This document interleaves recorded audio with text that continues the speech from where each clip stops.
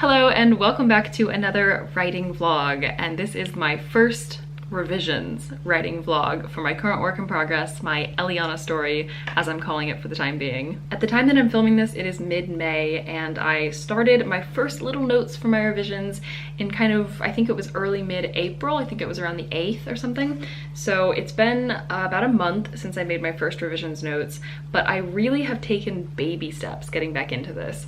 I finished my first draft at the end of March, and I told myself I needed to wait at least 2 weeks. I think I managed 2.5 weeks before I started making some little revisions notes. But again, they were little notes. I didn't want to dive headfirst into my revisions before I was ready. So I definitely, those first couple of notes that I made were very small, and I started with world building. So I didn't even start with story elements. I started by just kind of working on my world and developing those little vague areas, those gray areas that I'd left myself in my original brainstorming and my outline. I talked more about this in my revisions plan video, which I'll link up here, also in the description box below if you want to watch that one. And now I can officially say that I have definitely started revisions. I'm starting to incorporate revision sessions. I can't really say writing sessions, although there is some writing that I will be doing. I will be doing some new scenes, a couple of new scenes. Again, I talked about that in my revisions plan, but mostly it will be editing, revising, that sort of thing. So I'm gonna try to get myself to say revision session and not writing session. Today, what I've been working on quite a bit is my villain.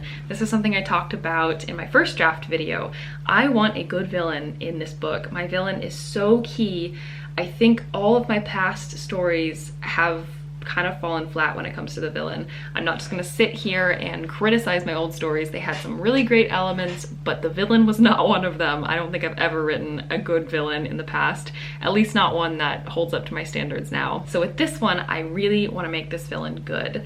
So there are kind of two characters in my book that are villainous in their own ways, but definitely the antagonist of my story, the counter to my protagonist, is one in particular, and it is a female, so I'm gonna say she. She is a very interesting and complicated individual. I specifically wanted it to be that. When I first started getting images in my head of what she looked like, what she was like, how she spoke, what her sort of motivations would be, what her background was, this all started kind of coming together in pieces, and I just kind of opened the floodgates and just thought, okay, what do I want her to be? Obviously, during the time that I was developing this villain, the story was also coming together, so certain aspects of what the villain needed to do in the story had to do with the plot as well, and I had to make those work with her backstory and with her.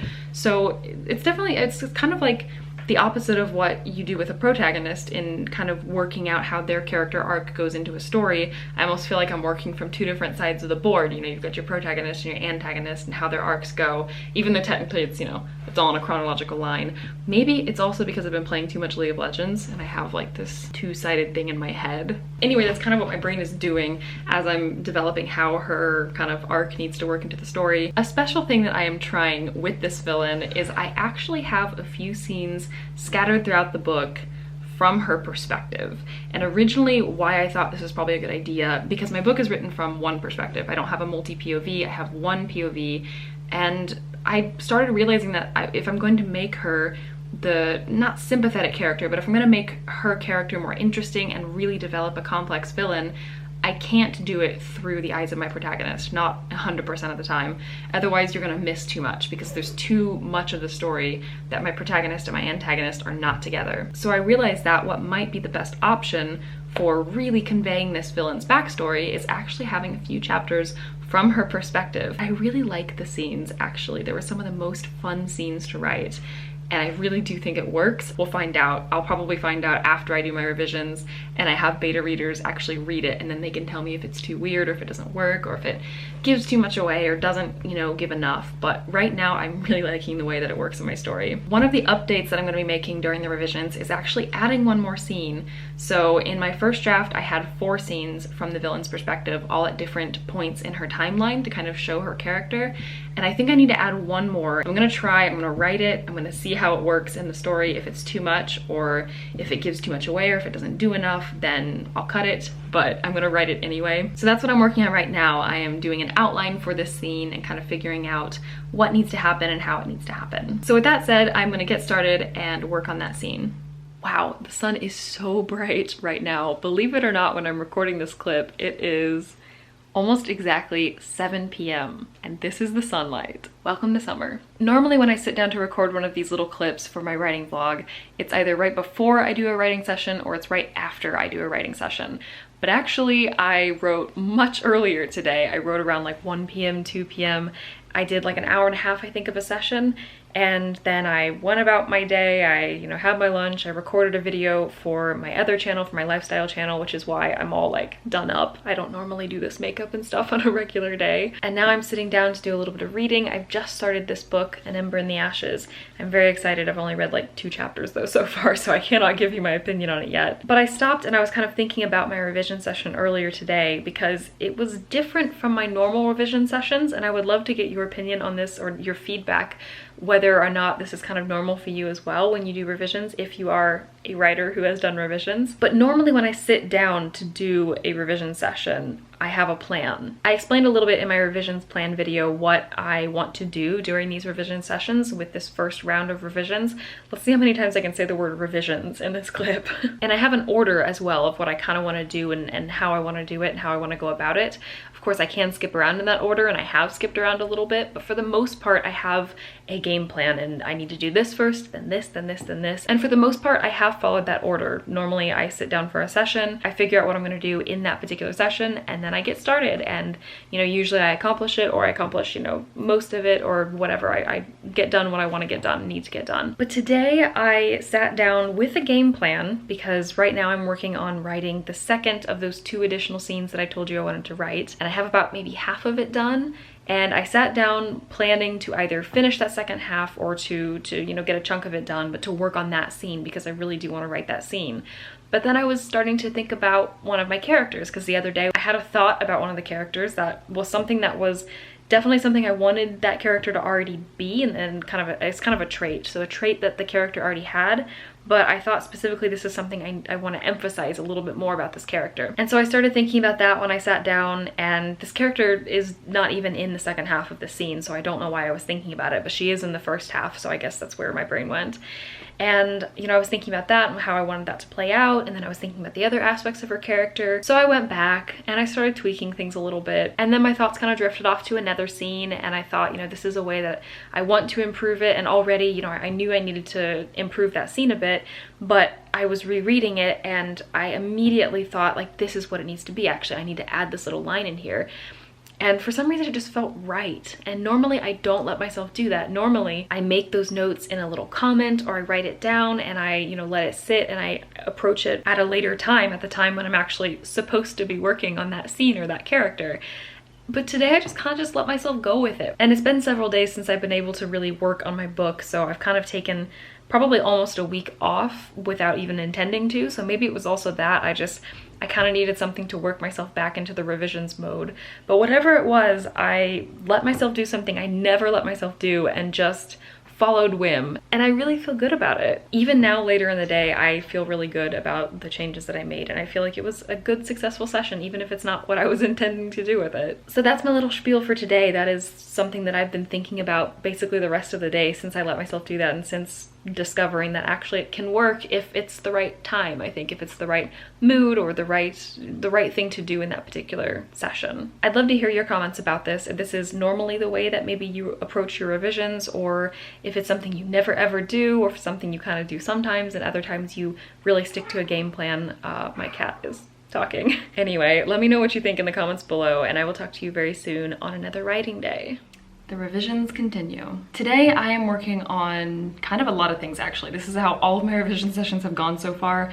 I do have a plan. I swear I'm still sticking to a plan, but I feel like even that plan is very miscellaneous in a lot of ways. I still end up doing lots of little things like related to that plan. I finished writing the 2 new scenes that I have, so I can't remember if my last clip I'd already finished the first scene or if it was recorded before. I can't even remember the last time I recorded a clip for this. It's not been that long ago. I just am kind of scattered recently. Work, life, all of the things. I have not been revising as often as I really planned to and wanted to, but I am getting back on a fairly regular schedule now, and I still want to have my revisions done by the end of summer. I think in terms of completely new scenes, I'm done. I haven't found any other ones that I, need to add or want to add or feel like I should add. So now what I'm working on is world building and characterization. World building is something I have been working on off and on because it's been one of the most fun aspects for me, not only because I've been brainstorming a lot, so then I get really excited and I want to start writing it into the book. So I've added a lot of world building details already, and I have a lot more left where I've made notes and I haven't gotten back to those notes to actually apply those notes.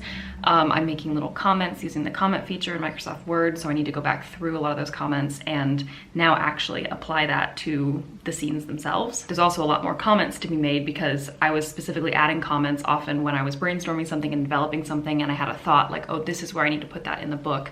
So I made a comment, but of course there's still more world building stuff that I probably could work in there. Some of that I will also be doing when I'm doing my full read through, which is what I'm gonna do at the end. So safe to say that world building and that sort of development aspect of the revisions is going to be from step 1 of revisions to the last step of revisions. I will be working on that aspect.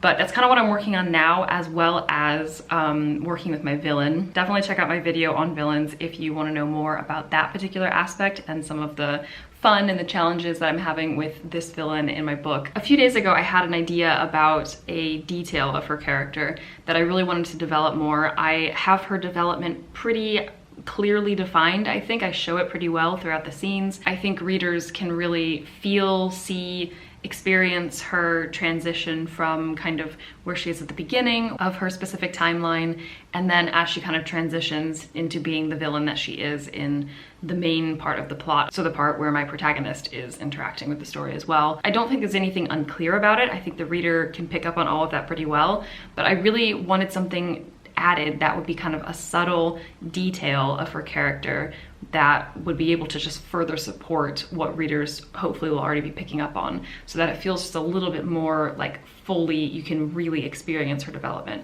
So in addition to seeing what she does and how she does things differently as she becomes, goes over to the dark side or whatever. Don't copyright me, Star Wars. I'm not writing that in my book. So you have her actions, you have kind of how she seems to feel and think about her actions, so you can see that internal development happening. But I kind of wanted something visual as well to add to it. I don't know if it's too much of a spoiler to actually tell you kind of what I'm thinking. Basically, I just want to add an item that in some way is kind of symbolic of her internal struggle in a way. I don't want something that is super heavy-handed symbolism or anything like that. I want it to be very subtle, and I want it to be something that just supports what is already there in the book, and that isn't in and of itself something that readers need to pick up on in order to understand her character. It's little things like this that tend to make books really memorable. The heavy-handed symbolism, or the really obvious stuff, or the really so important that is the catalyst for your story to continue.